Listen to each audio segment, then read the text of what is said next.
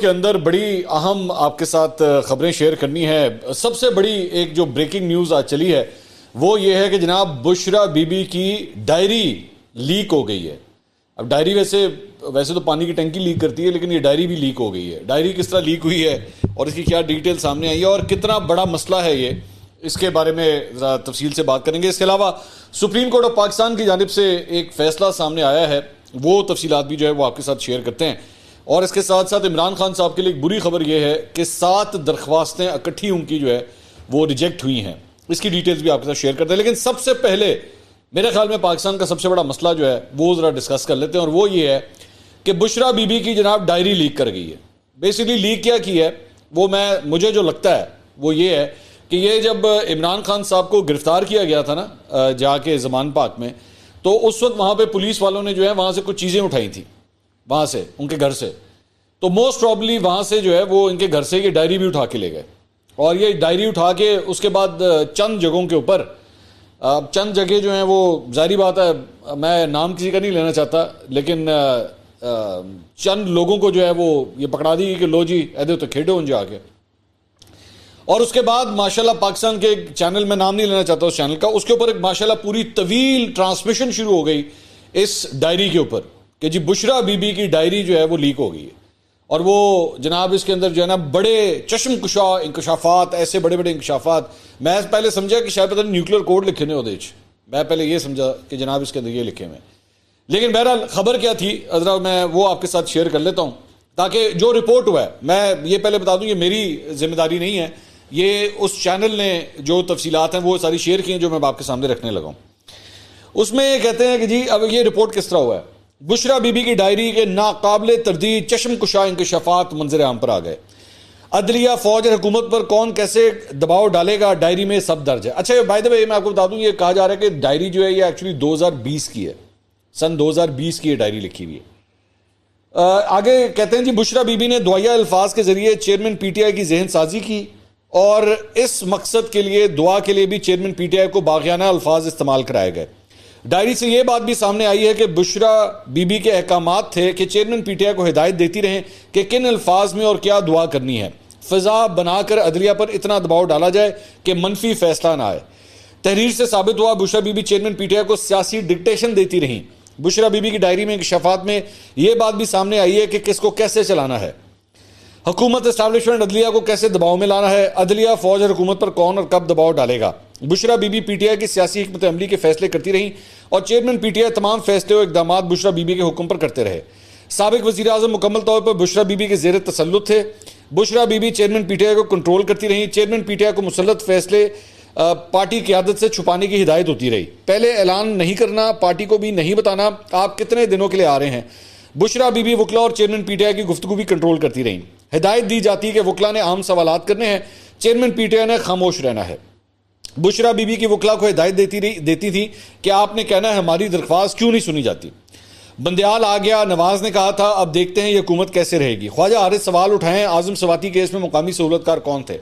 Diary کے مطابق chairman P T I کی سوچ اور شخصیت مرشد کی مکمل قید میں رہی. عمران خان نے مکمل گرفت میں آنے پر اہلیہ کو مرشد کہنا شروع کر دیا. چیئرمین پی ٹی آئی کی شخصیت پر بشرا بی بی کی دقیانوسی خیالات کی چھاپ رہی. یہ سارا کچھ چینل پہ رپورٹ ہو رہا ہے، یہ دقیانوسی اور یہ سب کچھ مرشد، یہ سب کچھ رپورٹ ہو رہا ہے چینل کے اوپر. ان کے کھانے پینے پر بھی بشرا بی بی کا مکمل کنٹرول رہا. چیئرمین پی ٹی آئی کی زندگی کے تمام فیصلے بشرا بی بی کی گرفت میں رہے. ڈائری میں درج ہے عمران خان کس وقت کیا کھانا ہے اور کیسے کھانا ہے. چیئرمین پی ٹی آئی نے صبح قہوہ، شہد اور جوس پینا ہوتا ہے. دوپہر کو کباب، گوشت، مچھلی کھانی تھی، وٹامنز بھی لینے تھے. ڈائری میں دودھ کے بارے میں بشرا بی بی کی عجیب منطق سامنے آئی ہے. چیئرمین پی ٹی آئی کو دودھ صرف رات 12 بجے پینے کی اجازت تھی. اور اس کے علاوہ مطلب اس میں یہ بھی ساتھ ساتھ بتایا گیا کہ جناب فلاں پیجز جو ہیں وہ پھٹے ہوئے تھے اور یہ ڈیٹ کے اوپر یہ ڈیٹ لکھی ہوئی تھی. وہ آپ یقین کیجئے پوری ٹرانسمیشن ماشاءاللہ جو ہے وہ اس کے اوپر شروع کی گئی کہ جناب اس کے اندر کیا کیا لکھا ہوا ہے اور کیا کیا اس میں ڈیٹیلز لکھی ہوئی ہیں. میں ایکچولی اس ٹرانسمیشن میں دیکھ رہا تھا اور میں نام نہیں لوں گا، میں کیونکہ اس کے اوپر جو لوگ کامنٹری کر رہے تھے نا وہ میں ان کو خود بھی جانتا ہوں، میرا ان کے ساتھ ایک رشتہ رہا ہے، اس لیے میں ان کے نام نہیں لوں گا. لیکن مجھے ان کے چہروں سے یہ فیل ہو رہا تھا کہ ان کو اس چیز کے اوپر کامنٹری کرتے ہوئے بھی برا لگ رہا ہے کہ یار ہم یہ کس چیز پہ کامنٹری کر رہے ہیں، یہ کیا چیز ہے. ان میں سے کسی ایک نے ایک دفعہ یہ نہیں سوال کیا کہ یار آپ کو ایک ایتھیکل چیز ہوتی ہے, ایک سب سے بیسک ایتھکس ہوتے ہیں کہ آپ کسی کی ڈائری نہیں پڑھ سکتے. پہلی بات تو یہ ایک بیسک ایتھکس ہے. دوسرا, اگر یہ ڈائری پولیس اٹھا کے لے کے گئی تھی, اگر تو وہاں سے اٹھا کے لے کے گئی تھی, تو یہ صحافیوں کو اور چینلوں تک کس طرح پہنچی؟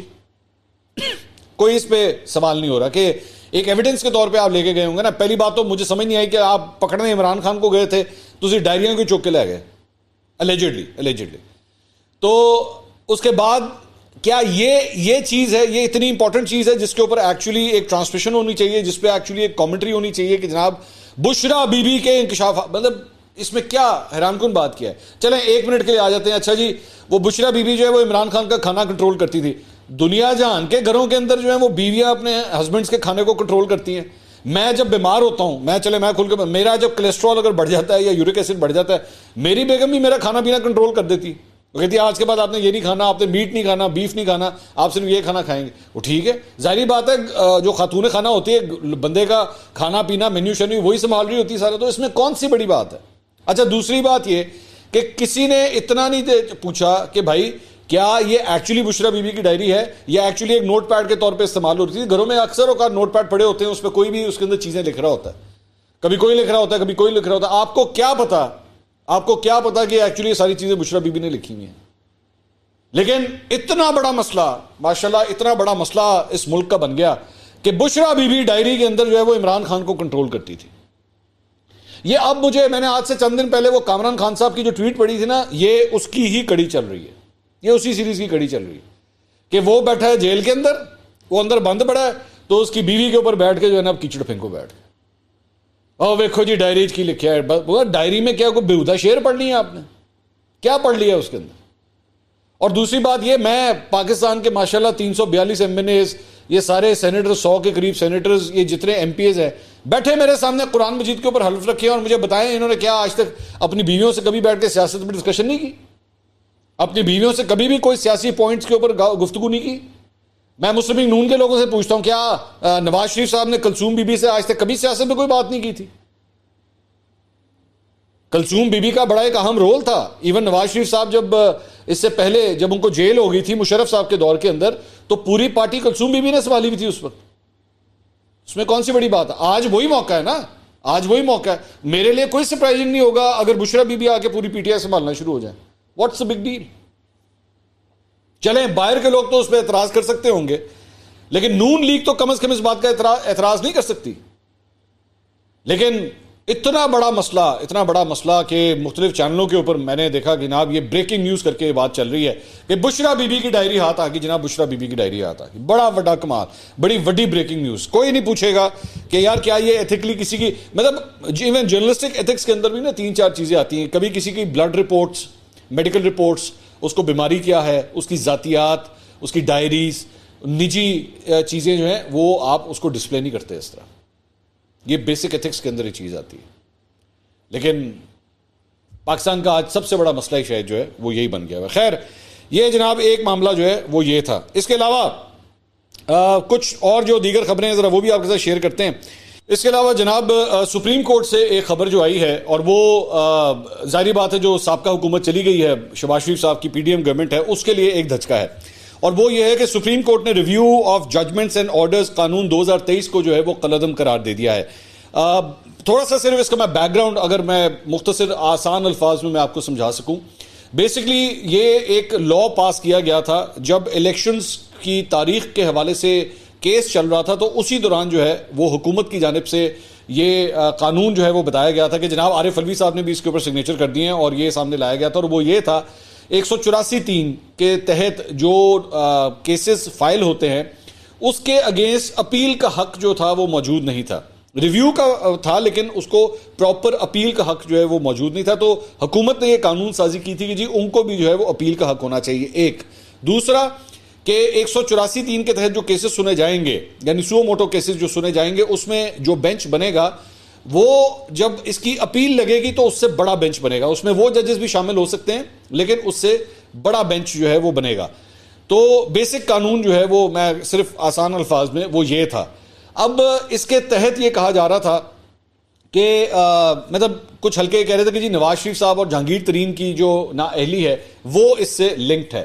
میری مسلم لیگ نون کے چند رہنماؤں سے میری بات ہوئی, انہوں نے کہا کہ جی اس کو سپریم کورٹ نے آج جو ہے کالعدم قرار دے دیا. انٹرسٹنگ بات یہ ہے کہ یہ فیصلہ جون میں ایکچولی محفوظ کیا گیا تھا, لیکن اس کو آج جو ہے وہ جاری کر دیا گیا, اس فیصلے کو جاری کیا گیا. تقریباً 51 پیجز کا یہ فیصلہ ہے, اور جسٹس منیب اختر نے جو ہے اس کے علاوہ اپنے ایڈیشنل نوٹس بھی جو ہیں وہ اس کے علاوہ لکھے ہیں.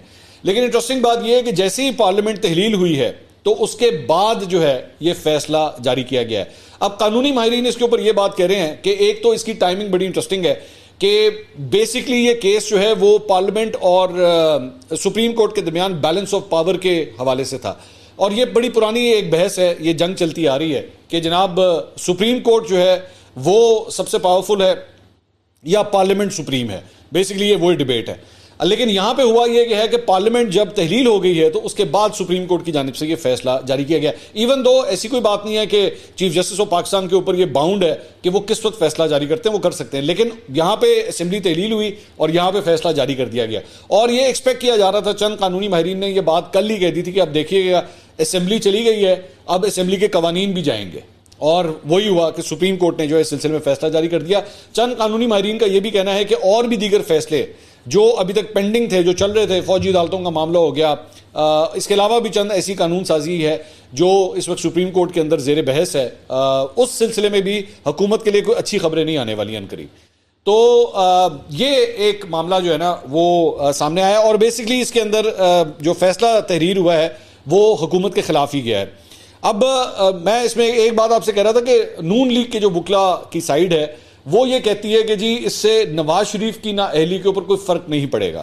ان کا یہ ماننا ہے کہ بیسکلی ان کی نااہلی کے حوالے سے پہلے ہم قانون منظور کر چکے ہیں کہ وہ 5 سال کی ہوگی, اور چونکہ وہ کیس ابھی ہائی کورٹ کی طرف ہے, نیچے ہے, اور اس نے بھی اوپر ابھی وہ آیا ہی نہیں ہے, تو اس لیے ان کی آٹومیٹکلی اب جو سزا ہے وہ لائف ٹائم نہیں ہوگی بلکہ 5 سال کے لیے ہوگی. لیکن جو ان کے مخالف قانونی ماہرین ہیں وہ یہ کہتے ہیں کہ جی پچھلے جو کیسز آلریڈی ہو چکے ہیں جس میں سزائیں ہو چکی ہیں, اس کا اطلاق جو ہے وہ ان کیسز کے اوپر نہیں ہو سکتا, اور اگر آپ نے یہ کروانا بھی ہوگا تو اس کے لیے آپ کو آئینی ترمیم کروانی پڑے گی, اور جب تک نئی پارلیمنٹ نہیں آتی تب تک کوئی آئینی ترمیم نہیں ہو سکتی. تو نواز شریف صاحب کو جو ہے وہ کسی قسم کا کوئی ایڈوانٹیج نہیں مل سکتا. یہ دو مختلف قانونی اس پہ مطلب رائے ہے اس سارے معاملے کے اوپر. لیکن بہرحال حکومت کا پاس کیا گیا یہ جو قانون تھا اس کو اب فارغ کر دیا گیا ہے.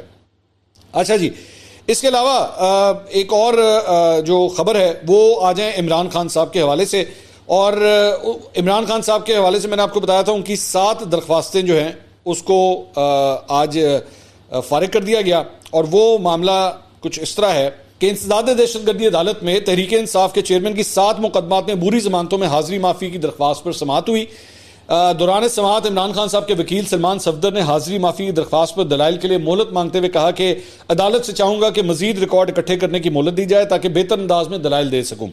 اگر آپ پھر بھی کہیں کہ دلائل دو تو میں موجود ریکارڈ کے مطابق دلائل دے دوں گا. عدالت نے کہا کہ ہم چاہیں گے کہ آپ دلائل دیں. سلمان صفدر صاحب نے عدالت کو بتایا کہ سپریم کورٹ نے بھی چیئرمین پی ٹی آئی کو کوئٹہ کیس میں 24 اگست تک گرفتار نہ کرنے کا حکم دیا ہے. سرکاری وکیل سے کہوں گا کہ میرے ساتھ پورے 50 اوور کا میچ کھیلیں, وائٹ واش یا پھر بارش کی وجہ سے جیت کا کپ نہ اٹھائیں. چیئرمین پی ٹی آئی تو عدالت پیش ہونا چاہتے ہیں, آپ پروڈکشن آرڈر جاری کر دیں. آج میری ٹیم بھی پوری نہیں ہے.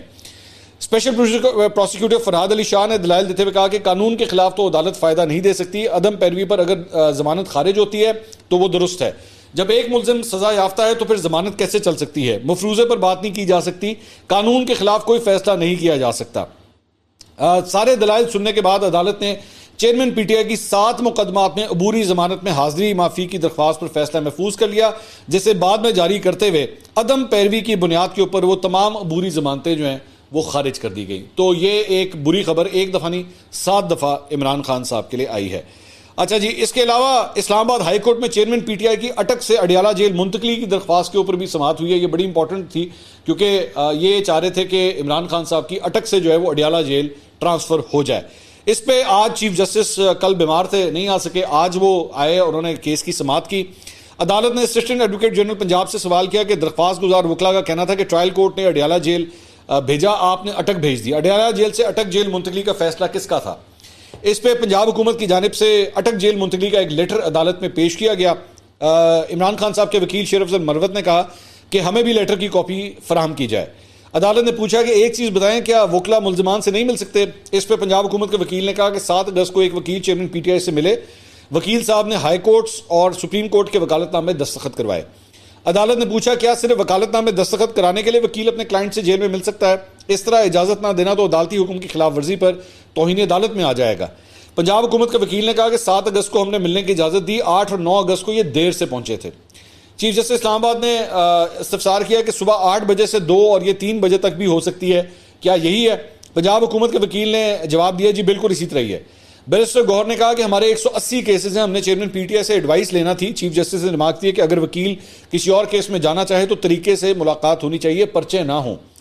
شیر افضل مروت نے کہا کہ یہ ہائی کورٹ ہے، اگر کوئی یہاں غلط بیانی کرے تو اس کے اثرات ہوں گے۔ انہوں نے کہا کہ میں کل وہاں 4:30 بجے پہنچا، آج یہاں پر غلط بیانی کر رہے ہیں۔ پنجاب حکومت کا نمائندہ یہاں بیان حلفی دے دے کہ ہم کل 4:30 بجے پہنچے۔ چیف جسٹس نے ریمارکس دیے میں اسی لیے اتنی تفصیلات میں جا رہا ہوں تاکہ آئندہ ایسا کچھ نہ ہو۔ وکیل شیر افضل مروت نے کہا کہ چیئرمین پی ٹی آئی سے ملاقاتوں پر بھی تسدید کی جا رہی ہے۔ چیف جسٹس نے ریمارکس دیا کہ چیئرمین پی ٹی آئی بڑی پارٹی کے لیڈر، سابق وزیر اعظم اور ساتھ ہی سزا یافتہ ہیں، دونوں چیزوں کو اکٹھے لے کر چلنا ہے۔ جو حقوق چیئرمین پی ٹی آئی کے ہیں وہ ملنے چاہیے۔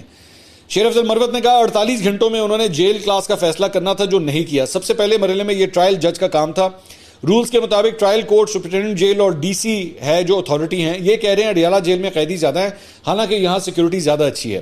اڈیالہ جیل میں بی کلاس ہے، میڈیکل سہولت اٹک سے زیادہ ہے۔ کس قانون کے تحت انہوں نے چیئرمین پی ٹی آئی کو اڈیالہ کے بجائے اٹک جیل منتقل کیا؟ پاکستان کی تمام جیلوں میں قیدی جگہ سے زیادہ ہیں۔ اب یہ کہہ رہے ہیں ایک چیئرمین پی ٹی آئی کی وجہ سے جیل میں جگہ بھر جائے گی۔ پنجاب حکومت کے وکیل نے کہا ہم نے 5 ڈاکٹرز جیل میں ان کے لیے رکھے ہوئے ہیں۔ ڈی ایچ کیو میں پہلے معاملہ بھیجا جاتا ہے، پھر بورڈ ہوتا ہے، وہ دیکھتا ہے۔ وکیل نے کہا نواز شریف کے کیس میں ڈاکٹر عدنان روزانہ ان کے پاس جاتے تھے۔ عدالت نے پوچھا آپ بتائیں اس ہائی پروفائل کیس میں کیا پوزیشن تھی؟ وکیل نے جواب دیا اس وقت مجھے نہیں پتا۔ وکیل نے کہا شیر افضل مروت نے کہا آپ اڈیالہ جیل سے ریکارڈ منگوا لیں۔ عدالت نے سوال کیا کہ اگر کوئی اپنے ذاتی مولد سے چیک کرانا چاہے تو اس کا کیا طریقہ کار ہے؟ ملاقات اور سہولیات کا معاملہ ہے، میں اس متعلق آرڈر کروں گا۔ پنجاب حکومت کے وکیل نے کہا کہ اگر عدالت ہفتے میں 1 یا 2 دن رکھ دے اور وقت مقرر کر دے تو ٹھیک ہے۔ چیف جسٹس نے ریمارکس دیے کہ اگر 1-2 لوگ بھی جا رہے ہیں تو پھر تو کوئی لا اینڈ آرڈر کی صورتحال نہیں ہوتی۔ عمران خان صاحب کے وکیل نے کہا ساری زندگی ہم اڈیالہ جیل میں جاتے رہے، اپنے کلائنٹ سے ملتے رہے۔ کل انہوں نے بشرا بی بی کی ملاقات کرائی، پھر مجھے کہا 1 دن میں 1 ملاقات ہو سکتی ہے۔ روزانہ لوگوں کو یہ گھروں سے اٹھا رہے ہیں، آپ کے سافٹ الفاظ سے یہ سمجھنے والے نہیں۔ ہم قرآن پاک دینا چاہ رہے ہیں، کتابیں دینا چاہ رہے ہیں، یہ وہ نہیں دینے دے رہے۔ پنجاب حکومت کے وکیل نے جواب دیا کہ قرآن پاک بھی ہے، جائے نماز بھی چیئرمین پی ٹی آئی کے پاس ہے۔ چیئرمین پی ٹی آئی کے کھانے کے لیے الگ باورچی رکھا ہے، الگ برتن رکھے ہیں، ایک میڈیکل آفیسر، ایک ڈی ایس پی کھانا چیک کرتا ہے، پھر چیئرمین پی ٹی آئی کو دیا جاتا ہے۔ چیف جسٹس نے ریمارکس یہ پھر کہوں گا ماضی قریب میں ایک ہائی پروفائل قیدی کو یہ سہولت نہیں تھی؟ تو نعیم حیدر پنچوتا جو عمران خان صاحب کے وکیل ہیں انہوں نے کہا میں سپرنٹینڈنٹ جیل کے دفتر میں ملا ہوں، وہاں کوئی سیکیورٹی کا مسئلہ نہیں، اس عدالت نے حفاظتی ضمانت دی ہے، ان سے پوچھ لیں پھر بھی ہمیں گرفتار کریں گے۔ چیف جسٹس نے ریمارکس دیے میں نے 7 دن کی حفاظتی ضمانت دی ہے، توہین عدالت کی درخواست دیکھ لوں گا۔ عمران خان صاحب کے وکیل نے کہا چیئرمین پی ٹی آئی کی فیملی کی طرف سے یہ خطرہ ہے کہ ان کو زہر دیا جا سکتا ہے۔ جسٹس عامر فاروق نے ریمارکس دیے کہ ڈاکٹر صاحب یاد رکھیے گا چیئرمین پی ٹی آئی آپ کی حراست میں ہے، ذمہ داری جیل سپرنٹینڈنٹ پر ہے۔ بیرسٹر گوہر نے کہا ہمارے 15 اگست کو کیسز ہیں، اس کے علاوہ بھی کیسز ہیں، اگر پولیس لائنز کو ہی سب جیل ڈکلیئر کر دیں تو ویڈیو لنک کی سہولت مل جائیں گی۔ جسٹس عامر فاروق نے ریمارکس دیا میں مناسب آرڈر کر دوں گا، ہفتے میں 1 2 3 بار ملنا ہو تو اس میں کیا مذائقہ ہے؟ ایسا نہیں ہوتا، پرچے ہوں وکیلوں پر جو قید میں ہیں، ان کے حقوق ہیں، ان کا انکار تو نہیں کر سکتے۔ ابھی تک جب تک یہ ویڈیو ریکارڈ ہو رہی ہے ابھی تک فی الحال کوئی آرڈر نہیں آیا۔ انشاءاللہ اگلے ویلاگ میں اس کی تفصیلات بھی جو ہے وہ میں آپ کے ساتھ شیئر کروں گا کہ کیا آرڈر آتا ہے۔ اس کے علاوہ جیو کے اوپر یہ رپورٹ ہوا ہے جناب کہ نواز شریف صاحب جو ہیں وہ اگلے مہینے پاکستان واپس آ رہے ہیں، اور یہ ڈیٹیں ویسے پہلے سے چل رہی تھی کہ موسٹ پرابلی 16 تاریخ کے بعد جو ہے وہ 16 ستمبر کو جب موجودہ چیف جسٹس ریٹائر ہو جائیں گے اور نئے چیف جسٹس آ جائیں گے تو پھر نواز شریف صاحب جو ہیں وہ واپس آئیں گے۔ اس کے علاوہ نگراں وزیر اعظم کے لیے آج وزیر اعظم اور راجہ ریاض کی ملاقات جو ہے وہ دوبارہ ڈیو ہے، ابھی تک نہیں ہوئی جب تک یہ ویڈیو ریکارڈ ہو رہی ہے، شاید جب تک آپ یہ ویڈیو دیکھیں تب تک ان کی ملاقات بھی جو ہے وہ ہو چکی ہے، اور ہو سکتا ہے کہ کوئی بڑا بریک تھرو جو ہے وہ آج آ جائے۔ ابھی تک کنفرم نہیں ہے کہ وہ بریک تھرو آتا ہے کہ نہیں۔ اگلی ویڈیو میں آپ سے دوبارہ ملاقات ہوگی۔ اللہ حافظ۔